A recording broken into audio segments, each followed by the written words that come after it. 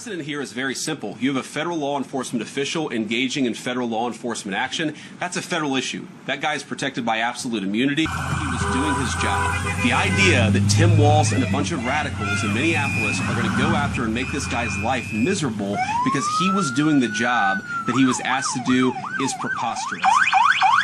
That's fine, dude. I'm not mad at you.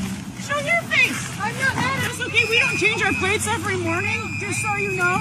It'll be the same plate when you come talk to us later. That's fine. U.S. citizen. You want to come at us?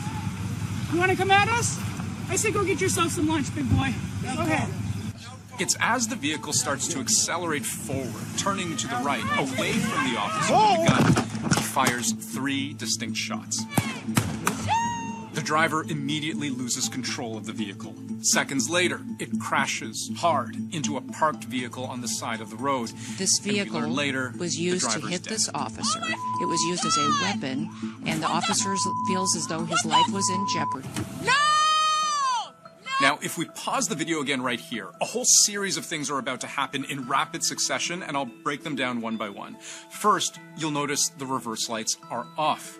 The car's back in drive, and for the briefest of moments, at a complete stop. Second, the agent who just tried to open the driver's side door has now reached inside the vehicle itself. But third, and most importantly, we now see a third ICE officer emerge. This is the one we saw earlier, filming the vehicle circling around it. He's in front of the vehicle now, and he's drawing his gun. The reason this woman is dead is because she tried to ram somebody with her car, and that guy acted in self-defense. That is why. But our analysis of bystander footage, filmed from different angles, appears to show the agent was not in the path of the victim's SUV when he fired 3 shots at close range. Here's how events unfolded. He wrote, I have just viewed the clip of the event which took place in Minneapolis. Moments before the shooting, the victim's maroon SUV is stopped in the middle of the street. Multiple unmarked federal vehicles are idling nearby. Secretary Noem alleged the motorist, quote, was blocking the officers in. Bystanders are blowing whistles and yelling at federal agents. Then, federal vehicles start moving toward the maroon SUV, with sirens and lights blaring. A federal agent films the scene on his phone. The driver rolls forward slightly, turning left, then stops and waits for others to go ahead. 2 agents exit this silver pickup and walk toward the vehicle. Moments later, shots are fired. Let's look at the scene again more closely. This is the agent who shoots the driver. He walks around the car filming and disappears from view. Other agents pull up and order the driver to exit her vehicle. One of them grabs at the door handle and reaches inside. The SUV reverses, then turns right, apparently attempting to leave. At the same time, the agent filming crosses toward the left of the vehicle and grabs his gun. He opens fire on the motorist and continues shooting as she drives past.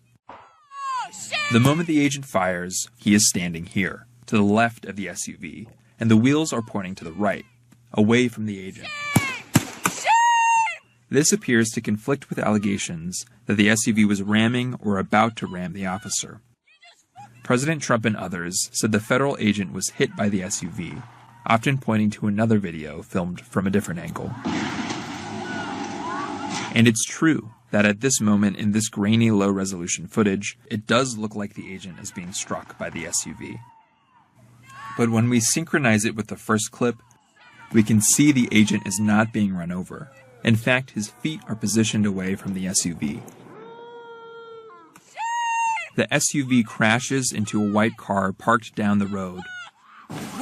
A bystander runs toward the collision. The federal agents on scene do not appear to rush to provide emergency medical care. Eventually, the agent who shot the motorist approaches the vehicle. Seconds later, he turns back around and tells his colleagues to call 911. Shame! You shot someone! You shot someone! Agents block several bystanders who attempt to provide medical care, including one who identifies himself as a physician. Can I go check a pulse? No! Back up! Now! I'm a physician! I don't understand. At the same time, several agents, including the agent who opened fire, get in their vehicles and drive off, apparently altering the active crime scene. The ICE agent who's seen on video shooting Good was wearing a mask, but has now been identified as Jonathan Ross. Court records show that during a traffic stop last year, he was pulled back 100 yards while firing a stun gun at the driver's head. This comes as Minnesota state investigators say the FBI is blocking them from accessing, quote, case material, scene evidence, or investigative interviews necessary to complete a thorough and independent investigation, unquote, into the ICE shooting. FBI is now taking sole control of this investigation, banning the Minnesota Bureau of Criminal Apprehension from having any access to the case materials, to scene evidence or interviews. According to the Minnesota state investigators is that the FBI reversed course, that this initially was going to be a joint investigation, and now they've said the FBI will handle it themselves. That is very unusual.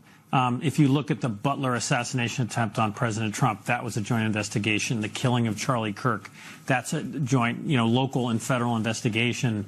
And that's how most investigations like this go forward. There are sources and resources that local law enforcement has that the federal government doesn't. So this is very, very unusual. And, there'll be a lot of questions about why is FBI Director Kash Patel doing this on his own. I will continue to press that we be part of the investigation, that we do the investigation, so that Minnesotans can trust what the outcome is. I don't have a predetermined notion. Yes, I saw the video.